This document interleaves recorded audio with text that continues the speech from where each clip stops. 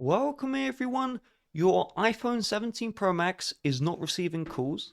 The good news is the fix is quite simple. So first of all, I want you to swipe down from the far right hand side of the screen.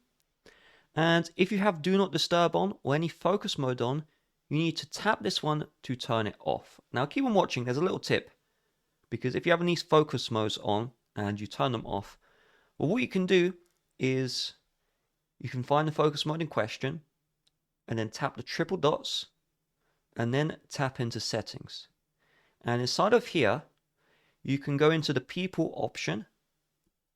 And in this one, you can choose allow notifications from, and then you can add contacts that you still want to receive phone calls from, even though you have the silent mode or the do not disturb mode enabled. So I hope this video helps. If it does, it really would mean the world to me if you hit the like button down below and just left a comment saying, hey, I found this video useful, thank you.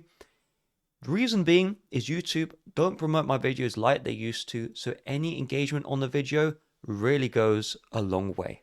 Any questions, any concerns, any problems, just let me know in the comment section. I will try my best to get back to you. Have a nice rest of your day. Bye bye.